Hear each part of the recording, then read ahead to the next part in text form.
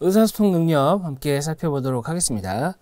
자, 우선은 의사소통 능력은 하위 능력이 총 5가지로 구성이 되어 있긴 한데 우리 책의 구성은 그 하위 능력으로 되어 있는 것은 아닙니다. 물론 뭐 다른 영역도 하위 능력보다는 유형별로 정리가 되어 있긴 하거든요.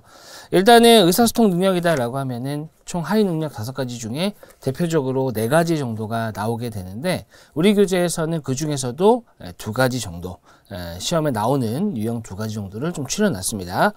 우선은 좀 간단하게 살펴보자면 문장 삽입, 빈칸 추론, 내용 일치 배열하기, 주제 제목 찾기, 비판 반박하기, 추론하기 이런 것들이 있는데 하위 능력 기준으로 본다면은 문서 이해 능력과 문서 작성 능력 이 2가지에 대한 내용이고요. 모듈형은 별도로 준비가 되어 있지 않습니다. 모듈형이라는 것은 청취 능력, 듣기죠. 그 다음에 의사 표현 능력, 말하기입니다. 그래서 말하기 듣기에 해당하는 청취 능력과 의사 표현 능력은 모듈형이기 때문에 여기서 다루는 내용은 아니게 되겠습니다. 그래서 문장 삽입부터 추론하기까지 좀 살펴보도록 하죠. 자, 일단은 의사소통 능력 첫 번째는 문장 삽입입니다. 이 문장 삽입은 앞서 제가 소개했던 하위 능력 중에 의사가 아니죠. 문서 작성 능력에 해당합니다. 왜냐하면 문장 삽입이라는 것은 이 문장이 여기에 들어가야 된다라는 거거든요. 즉 주어져 있는 것 자체가 완성이 되어 있는 것이 아닌 겁니다. 즉 빈칸이 뚫어져 있는 거죠. 그렇기 때문에 이거를 마저 채워라. 그래서 작성하는 능력을 보겠다라는 겁니다. 실제 시험에서는 작성할 수가 없죠. 그렇기 때문에 작성이 제대로 된 것을 고르시오라는 것을 우회해서 나온 형태 중에 하나라고 보시면 되겠네요. 자, 문장 삽입 한번 가보도록 할게요. 보통은 지금 문장 삽입이다라고 했을 때는 들어가는 형태 자체가 어색한 부분이 있을 겁니다. 다 나와 있네요. 그죠? 그래서 첫 번째가 가. 여기에 들어갈 건지 나. 그 다음에 다, 라, 마. 어디에 들어갈 것이냐. 즉 일단은 보통 문장 삽입이다 라고 한다면 주어져 있는 문장을 먼저 보고요. 이 문장을 토대로 얘가 어디에 들어가겠다라는 것을 지문을 읽으면서 가는 방법도 있고 지문을 읽다 보면은 뭐 예를 들어서 답이 가다 라고 한다면 가를 기준으로 봤을 때 갑자기 여기서 여기로 넘어가는 게 매우 어색하게 느껴질 겁니다. 그런 경우 문장 삽입이 들어간다 이렇게 보시면 되겠습니다. 자, 한번 볼게요. 스마트 시티란 ICT를 기반으로 주거, 교통, 편의, 인프라를 완벽히 갖추고 그 안에 사는 모두가 편리하고 쾌적한 삶을 누릴 수 있는 똑똑한 도시를 말한다.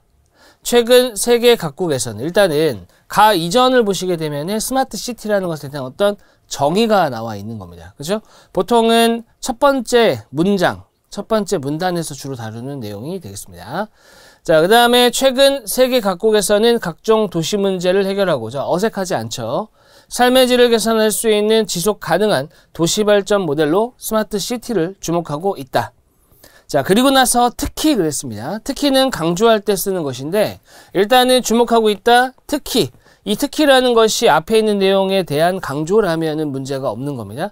IoT, 클라우드, 빅데이터, AI 등 4차 산업혁명 기술을 활용한 스마트 시티 추진에 전방위적인 노력을 기울이고 있다. 자, 문제 없어요.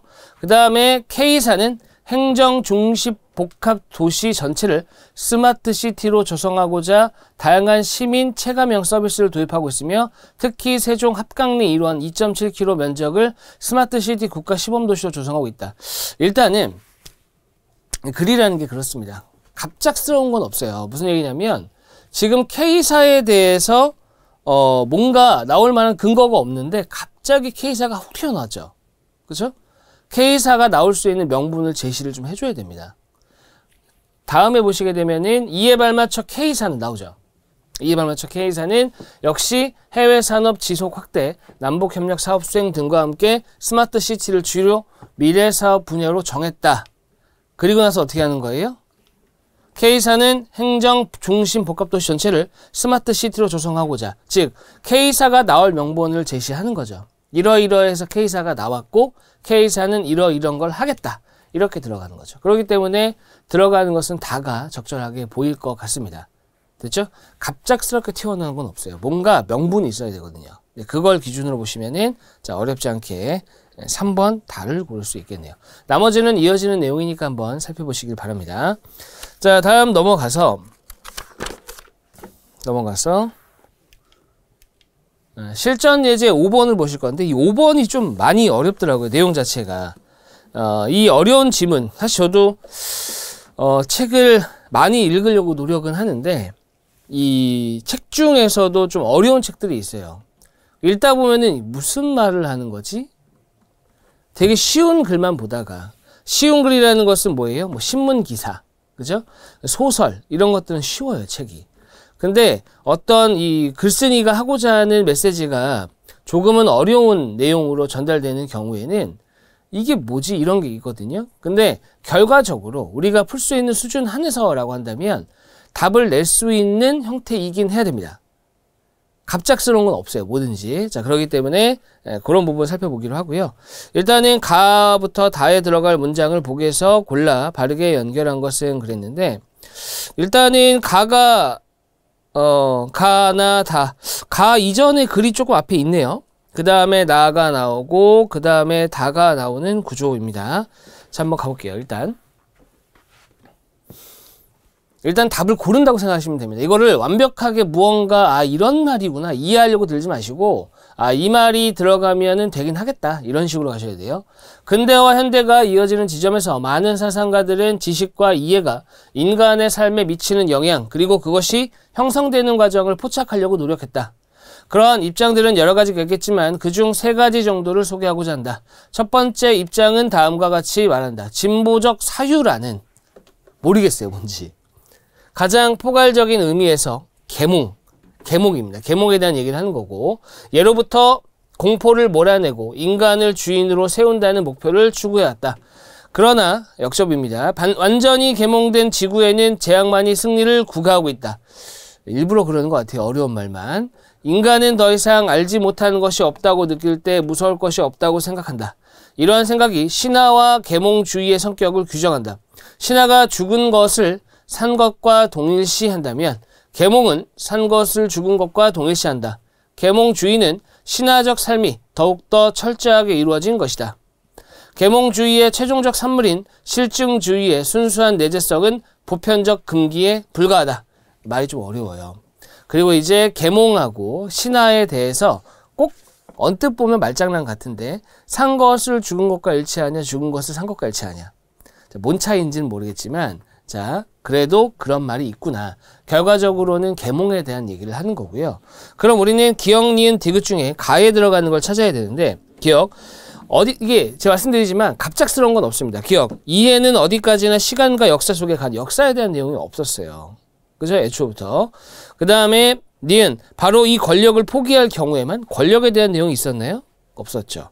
디귿 내가 알지 못하는 무언가가 바깥에 있다고 하는 것은 바로 공포의 원인이 되기 때문에 내가 관계하지 못하는 무언가가 바깥에 머물러 있는 상태로 허용할 수 없다. 자, 저도 마찬가지예요. 왜 디귿이 답이 돼야 되는지는 애매하긴 한데 이 공포에 대한 내용은 앞서서도 언급을 했거든요. 그죠? 계몽은 뭐라고 써있어요? 계몽은 예로부터 공포를 몰아내고 인간을 주인으로 세운다는 목표를 추구해왔다. 이 공포에 대한 내용이 앞서 언급이 돼 있고 우리가 답을 골라야 된다면 그 중에 디귿밖에 안 되는 거예요. 됐죠? 됐습니다. 그래서 일단은 디귿이 먼저 들어가야 되겠고 그 다음에 나와 다에는 기역과 니은 중에 어떤 것이 들어가냐 그걸로 문제는 끝나는 것 같아요. 자, 이어서 가보겠습니다.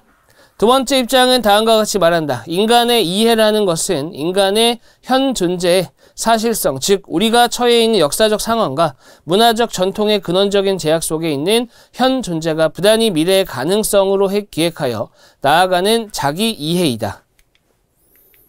따라서 이해는 탈역사적, 비역사적인 것, 즉 주관 내의 의식적이고 심리적인 과정 또는 이를 벗어나 객관적으로 존재하는 것을 파악하는 사건이 아니다. 됐습니다. 그 다음에 인간은 시간 속에 놓여있는 존재로서 그의 이해 역시 전승된 역사와 결별하여 어떤 대상을 순수하게 객관적으로 인식하는 것이 아니라 전통과 권위의 영향 속에서 이루어진다. 따라서 선 판단은 이해의 긍정적인 기능을 한다. 나에 들어가야 되는 내용은 기억이 되겠네요. 왜냐면은 이해에 대한 내용을 얘기하고 있거든요. 이해? 그러니까 이해는 어디까지나 시간과 역사 속에 가능하면 진리라는 것도 역시 역사적 진리다. 역사적인 내용도 앞에서 얘기했고요. 그죠? 탈역사적, 비역사적인 것, 이런 것들. 그러니까 들어갈 만한 거는 기억밖에 없다는 얘기죠. 됐죠? 그래서 일단 답은 4번이긴 합니다. 자, 마저 읽어보겠습니다. 세 번째 입장은 다음과 같이 말한다. 우리는 권력의 관계가 중단된 곳에서만 지식이 있을 수 있다는, 그리고 지식은 권력의 명령, 요구, 관심 밖에서만 발전될 수 있다는 전통적인 생각을 포기한다. 그리고 아마도 권력이 사람을 미치도록 만든다고 하여 다. 오히려 권력은 지식을 생산한다는 것을 인정해야 한다. 권력과 지식은 서로 필요로 하는 관계에 놓여 있다. 결과적으로 인식하는 주체, 인식해야 할 대상, 그리고 인식의 양식들은 모두 권력, 즉 지식에 근본적으로 그만큼 연루되어 있다. 따라서 권력에 유용하거나 반항적인 지식을 생산하는 것도 어쩌고저쩌고. 자, 점점점. 네, 점점점. 이렇게 되어 있는데, 들어갈 수 있는 것은 권력에 대한 내용을 얘기하는 니은이고요. 갑작스럽게 학자가 등장하거든요. 이 학자는 뭐 지식과 관련된 내용 때문에 등장하는 것 같아요. 그죠? 근데 학자가 나온다? 생뚱맞긴 한데, 들어갈 수 있는 건 니은밖에 없다. 예, 그렇게 고르셔도 되겠습니다. 설사 니은밖에 안 남았기 때문에 다가 니은이다 하지 않아도 들어갈 수 있는 건 니은밖에 없어요. 권력에 대한 내용을 얘기했기 때문에. 자, 답은 4번이다 라고 보시는 게 좋겠습니다. 자, 다음 넘어가세요.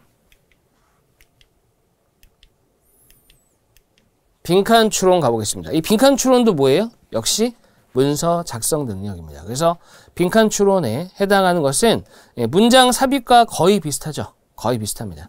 빈칸 추론 들어갈 수 있는 내용이 무엇이냐 라는 내용이고, 보통은 빈칸 추론 같은 경우는 일반적으로 짧은 형태의 문단 형태로 하나의 문단으로만 주어진 경우에는 해당 문단에서 당연히 끝나는 거고요. 그 다음에 문단이 여러 개가 주어져 있는데 빈칸이 하나가 있다라고 하면 1차적으로는 그 빈칸이 속해 있는 문단 또는 앞뒤 문장을 먼저 보시고, 때로는 이 글 전체적으로 봐야 되는 경우도 있어요. 이렇게 되는 경우는 고난도에 해당하겠죠. 자, 그렇기 때문에 앞에서도 마찬가지입니다. 앞에 있는 내용 온전하게 이해하기 힘들잖아요. 저런 데다가 빈칸 틀어놓고 넣는다라고 하면은 쉽지 않습니다. 이 내용 자체가. 그죠? 자, 그렇기 때문에 일단은 기본은 해당 문단 안에서 거의 해결이 된다라고 생각하시면 되지만 안 되면 다 읽을 수 있어요. 그래서 저는 이렇게 생각합니다. 만약에 문단 안에서 해결이 안 됐다 그럼 넘어가야 돼요. 오래 걸리거든요. 그죠? 갔다 오더라도 좀 오래 걸리기 때문에 판단하셔야 됩니다.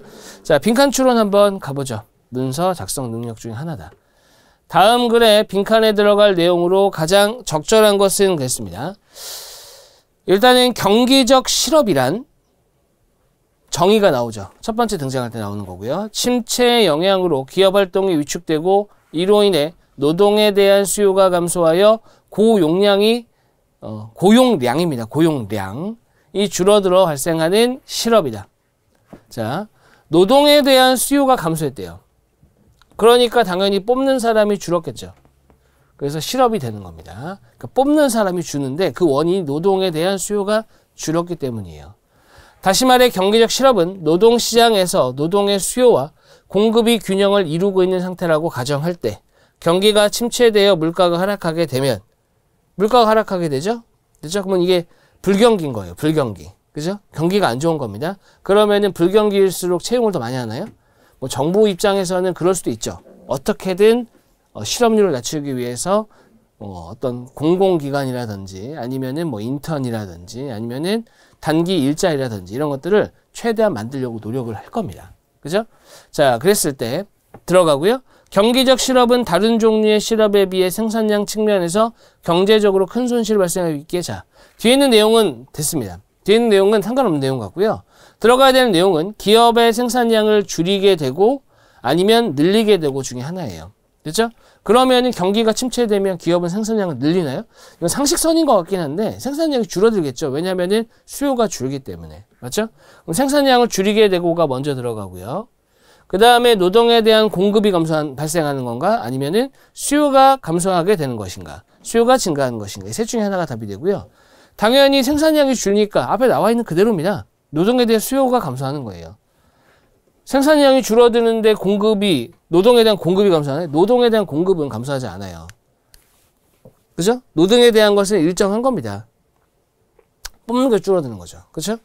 수요가 증가할 수 없고요. 그죠? 자, 그렇기 때문에 답은 어렵지 않게 4번이 나오게 됩니다. 자, 다음 넘어가서 실전 예제 5번 한번 가보도록 하겠습니다. 일단은 기역과 니은에 들어갈 내용으로 가장 적절한 것은 그랬는데 일단은 요거는 생각보다는 크게 어렵지는 않더라고요. 생각보다.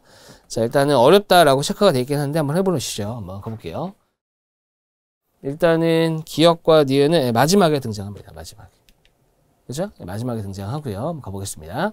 아담 스미스의 보이지 않는 손이라는 가정은 시장에서 개인의 이익 추구, 활동을 제한하지 않는 것이 전체 이윤을 극대화하는 최선의 방책임을 보여주는 것으로 간주되었다. 그렇다면 다음의 경우는 어떠한가? 공동 소유의 목초지에 양을 치기에 알맞은 풀이 자라고 있다고 생각해보자.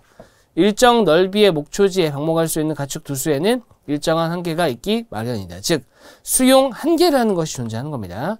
그 목초지에 한 마리를 더 방목한다고 해서 다른 가축들이 갑자기 죽거나 병에 걸리는 것은 아니다. 하지만 목초지의 수용 한계를 넘어 양을 키울 경우 목초가 줄어들어 그 목초지에서 양을 키워 얻을 수 있는 전체 생산량이 줄어들게 된다. 왜냐면은 먹이에 해당하는 그런 목초지, 그죠? 목초가 줄어들게 되면은 먹는 양이 줄어들기 때문에 양의 수도 줄어들 수밖에 없는 거죠. 나아가 수용 한계를 과도하게 초과할 경우에는 사육두수가 늘어날 경우 정도로 사육두수가 늘어날 경우에는 목초지 자체가 거의 황폐화된다. 돌이킬 수도 없고, 그렇죠? 예를 들어 수용 한계가 20마리인 공동 목초지에 4명의 농부가 각각 5마리의 양을 키우고 있다고 해보자. 그 목초지의 수용 한계에 이미 도달한 상태이지만 그중 한 농부가 자신의 이익을 늘리고자 방목하는 양의 두수를 늘리려고 한다. 이게 뭐예요? 아담 스미스의 보이지 않는 손을 기준으로 놓으면 자신이 그들이 개인 이익을 추구하기 위해서 한 행위는 냅둬야 된다라는 거거든요. 근데 냅둔 거예요, 지금. 그죠? 자, 어떻게 된 거예요? 늘리려고 한다. 그러면 5마리를 키우고 있는 농부들은 목초지의 수용 한계로 인하여 기존보다 이익이 줄어들지만 왜 줄어드는 거예요? 지금 그 수용 한계를 초과했기 때문에. 맞죠? 그러니까 전체적으로 줄어드는 겁니다. 자, 두수를 늘린 농부의 경우 그의 이익이 기존보다 조금 늘어난다. 근데 얼마큼 늘어나는지는 산술적으로 계산은 안 돼요. 지금 상황은. 늘어난다는 것도 늘어날 수도 있는 것이지 실제로는 줄을 수도 있습니다. 됐죠? 여기서 조금이라는 건 되게 애매한 말이지만 일단 늘어난다 치자 이겁니다. 자, 늘어난다 치자고요. 손실을 만회하기 위해 다른 농부들도 사육두수를 늘리고자 할 거 아니에요. 왜냐면 지금 이대로면은 나는 손해니까. 그렇죠? 이들도 늘리려고 하는 겁니다. 이러한 상황이 장기화되면 기역, 이와 같이 아담 스미스의 보이지 않는 손에 시작 맡겨둘 경우 니은 결과가 나타날 것이다. 자, 이렇게 되면 기역에 해당하는 것은 1번 농부들의 총 이익이 기존보다 증가할까요? 안 증가하죠. 그죠? 기존보다 감소해야 되는 게 첫 번째고요. 그 다음에 두 번째 그렇게 되면은 들어갈 수 있는 것이 2번 아니면 3번이고요. 니은에 들어가는 것은 한 사회의 전체 이윤이 감소한다. 한 사회의 전체 이윤이 유지된다. 유지되지 않죠. 감소되잖아요. 왜냐면은 목초지 자체가 목초가 줄어들어 황폐화가 될 가능성이 높기 때문에. 맞죠? 전체 이익이 줄어들게 되는 겁니다. 유지되는 것이 아니라 유지되려면은 수용 한계를 초과하면 안 돼요. 그죠? 뭐 일부 조금은 초과할 수 있겠지만 과도하게 초과하는 것은 안 된다. 됐습니다. 자, 그래서 답은 2번이 되겠네요. 크게 어렵지는 않았습니다. 자, 다음 넘어가서 내용 일치입니다. 이 내용 일치는 문서 이해 능력이에요. 문서 이해 능력. 일명 독해 파트라고 보시면 되는데 사실 의사소통 능력에서 가장 어려운 파트가 내용 일치입니다. 왜냐면 내용 일치, 앞에 있는 내용들은 뭐 빈칸이 뚫어져 있을 때 앞뒤 문맥만 따져서 한다든지, 그죠? 그렇게 전체를 다 볼 필요가 없어요. 이 뒤에 나오게 되는 제목이나 이런 것도 마찬가지지만 다 볼 필요가 없습니다. 근데 내용 일치 같은 경우는 다 보지 않으면 안 돼요. 왜냐면 선택지에 있는 내용들이 전반적으로 다 등장하는 내용이거든요. 그렇기 때문에 이게 맞는지 틀리는지, 일치하는지 일치하지 않는지 이걸 확인해야 되기 때문에 이거는 글을 전체적으로 확인할 수밖에 없습니다. 그래서 내용 일치 같은 경우는 제가 실제 시험장에 들어가서 문제를 푼다. 실제 한 번씩 들어가서 풀거든요. 풀면은 저는 내용 일치 같은 거는 안 합니다. 가장 마지막이에요. 왜냐면 무조건 오래 걸릴 테니까. 됐죠? 물론 독해에 대해서 보통은 내용 일치 문제는 이렇게 하라고들 얘기하거든요. 선택지의 내용을 먼저 확인해라. 확인하고 올라가라. 이렇게 얘기합니다.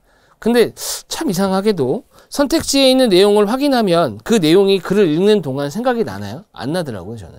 그렇기 때문에 하려면 한다면 선택지에 있는 내용을 키워드화해서 가지고 올라가야 돼요. 가지고 올라가는 거 아니면 읽을 필요가 없습니다. 애초에. 예, 이해되시죠? 자, 그 다음에 두 번째는 일반적으로 좀 독해를 잘 하시는 분들의 특징인데 일단은 글을 읽고요. 답을 체크합니다. 그게 이제 베스트인 거죠. 무슨 얘기냐? 내가 방금 읽은 글을 기억을 하는 겁니다. 됐죠? 그래서 그 글과 대치되는 내용에 대해서 어떻게 하는 거예요? 고르면 되는 거예요. 이해되시죠? 자, 그렇게 보시면 되겠고. 자, 물론 이제 글을 한번 읽고 완벽하게 그 글에 대해서 기억을 한다면 좋겠지만 그게 안 되기 때문에 일반적으로는 비판적으로 읽으라고 추천을 또 드리기도 합니다. 무슨 얘기냐면 글을 읽었을 때 이 글이 여기서 이렇게 물어볼 수 있겠구나. 이게 갈리는 내용들이 있어요. 그래서 그런 내용들을 파악해서 가보셔라. 예, 그렇게 추천은 제 현장에서 강의할 때는 드립니다. 자, 되겠습니다. 가보겠습니다. 이제 다음 글의 내용으로 적절하지 않은 것은 그랬습니다. 가볼게요. 일단은 글이 길지 않기 때문에 한번 전체적으로 읽고 다시 한번 확인해 보죠. 사람의 눈이 원래 하나였다면 세계를 입체적으로 지각할 수 있었을까? 자, 질문을 던졌어요. 보통 첫 번째 문단에서 많이 들어간 내용 중에 또 하나입니다. 질문을 던지고 그거에 대한 대답을 쭉 풀어가는 거죠. 입체 지각은 대상까지의 거리를 인식하여 세계를 3차원으로 파악하는 과정을 말한다. 이게 바로 입체 지각이라는 것입니다. 근데 문제는 뭐냐? 눈이 하나면은 세계를 입체적으로 지각할 수 있었을까예요. 그럼 이거에 대한 대답인가요? 그건 아니죠. 입체 지각이라는 것에 대한 설명을 해준 겁니다. 아직 하나였을 때 입체로 지각할 수 있는지를 얘기한 건 아니에요. 그죠? 됐습니다. 그 다음에 입체 지각은 눈으로 들어오는 시각 정보로부터 다양한 단서들을 얻어 이루어지는 일을 양한 단서와 단한 단서로 구분할 수 있다.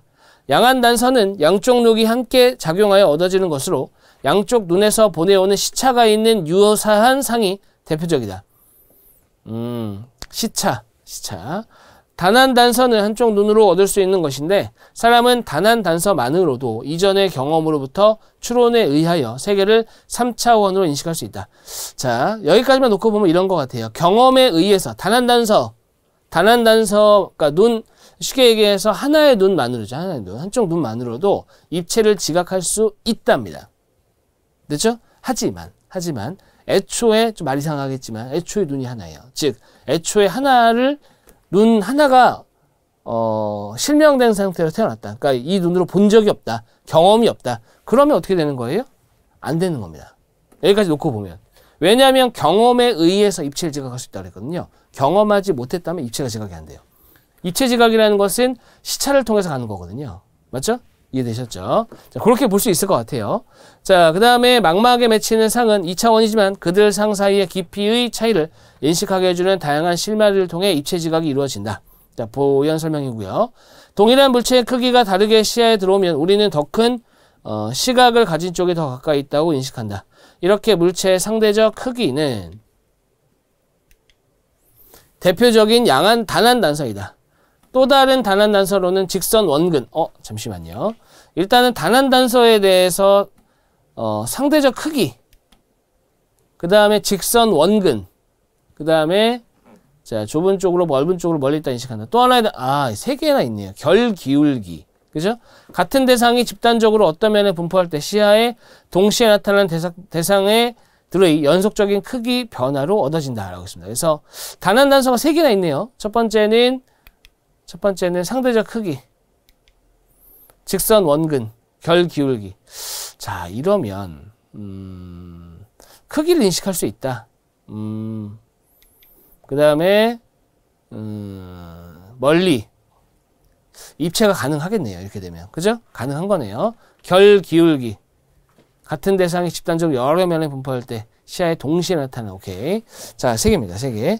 자, 그러면 1번부터 보죠. 세계를 입체적으로 지각하기 위해서 단서가 되는 다양한 시각 정보가 필요하다. 이건 첫 번째 문단에 나왔던 내용이고요. 두 번째, 단한 단서에는 상대적 크기, 직선 원근, 결 기울기가 있다. 있었습니다. 세 가지 있었죠. 그 다음에 세 번째, 사고로 한쪽 눈의 시력을 잃은 사람은 입체 지각이 불가능해요? 가능하죠. 왜 가능하냐면 경험에 의해서 가능한 겁니다. 처음부터도 아니고요. 그죠?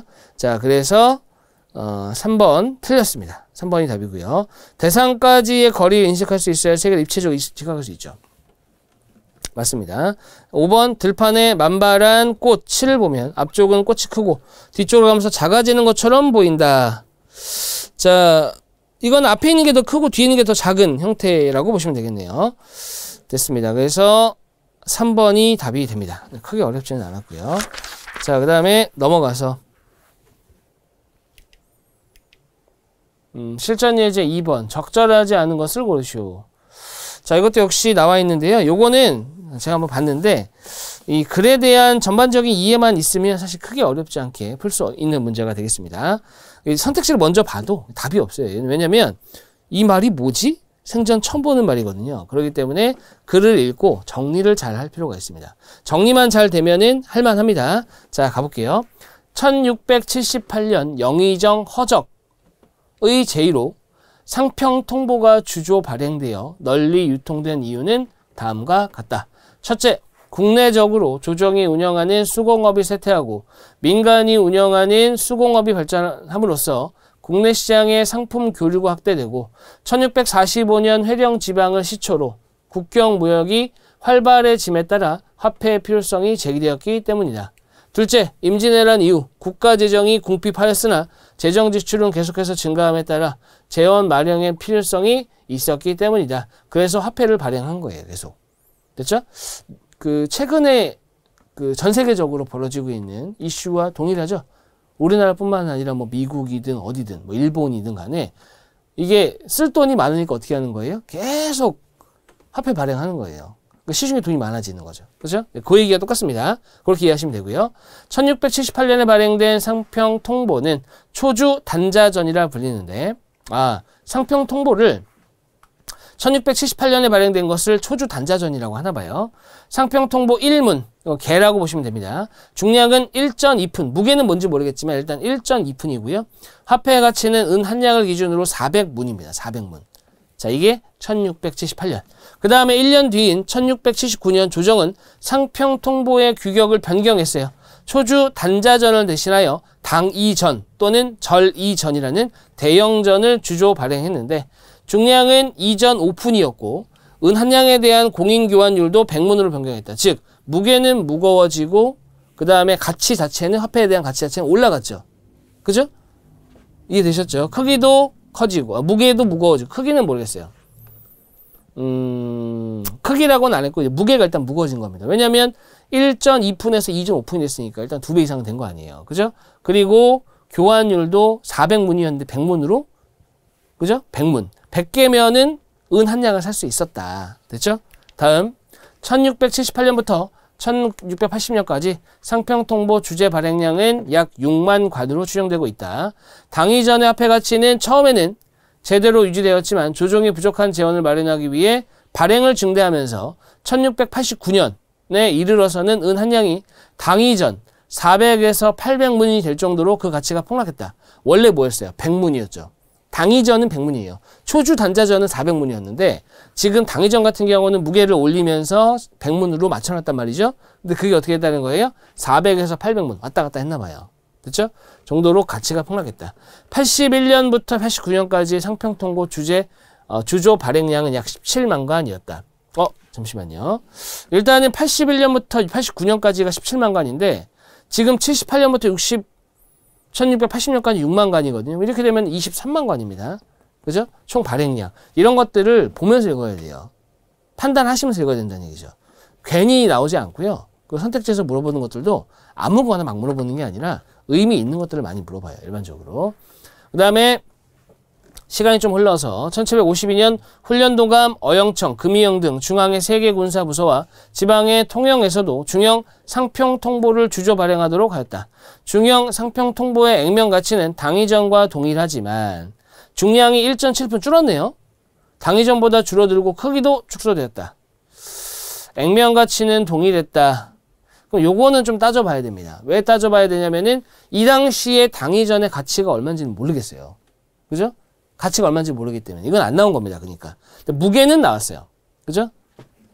무게는 나왔는데 1.7푼 1757년이 되면은 그마저도 줄었어요. 그죠? 그마저도 줄었습니다. 됐죠? 자, 그 다음에 상평통보 묶음 단위는 관, 량, 전, 문이고 량, 전, 푼, 리, 근입니다. 이 근이라는 것은 16분의 1근이니까 한 근이 16량 160전 1600푼 뭐 이렇게 가면 되겠습니다. 자, 일단 여기까지 보고 한번 1번부터 보죠. 초주단자전, 당이전, 중형, 상평통보 중 가장 무거운 것은 당이전이죠. 당이전 2전 오픈이었나요? 2전 오픈 맞습니다. 그다음 2번. 은을 기준으로 환산할 때 상평통보의 가치는 경우에 따라 4분의 1 이하로 떨어지기로 했다. 일단은 초주단자전은 모르겠어요. 그죠? 초주단자전은 원래 400문이었는데 100문이 되었고요. 그 다음에 그 당이전 같은 경우는 원래 100문이었는데 400에서 800문까지 갔으니까 뭐 4분의 1 이하로 떨어졌다라고 할 수도 있겠습니다. 3번 1678년부터 89년까지는 상평통보가 2억 3천만 문으로 추정된다. 아까 관이었죠. 관. 얼마 관이었냐면 23만 관이었어요. 23만 관. 23만 관이고 1관이 1000문이에요. 그럼 23만에다가 03개 붙이면 얼마예요? 2억 3천만 문이네요. 그죠? 3번도 맞습니다. 4번. 1678년 기준으로 을 한근은 같은 해 주조된 발행된 상평통보 4600. 1678년이면 1678년이면은 뭐예요? 1678년이면 당이전인가? 초주단자전이네요. 그죠? 그 다음에 1679년이 당이전이고요. 그러니까 이때는 400문이었습니다. 400문. 맞죠? 400문. 자, 은 한 양을 400문이라고 했어요. 근데 뭐라고 했냐면 400문이면 어디 보자. 한 양이면은 어디 보자. 은 한 근이면은 16분의 1근이 한 양이니까 한 근은 16냥이에요. 16냥. 그죠? 16냥이면 아까 은 한 양이 400문이었죠. 맞죠? 그러면은 16 곱하기 400, 6400이네요. 4600이 아니라. 그래서 답은 4번이 되겠습니다. 그 다음에 5번은 상품 교류 및 무역 활성화 뿐만 아니라 국가의 재정상 필요에 따라 상평통보가 주주 발행이 맞습니다. 그래서 늘리기도 하고 했다는 거죠. 그렇죠? 무게도 막 바꾸고요. 됐습니다. 그 답은 4번이 되겠습니다. 자, 다음 강의에서 이어서 보도록 하겠습니다. 수고하셨습니다.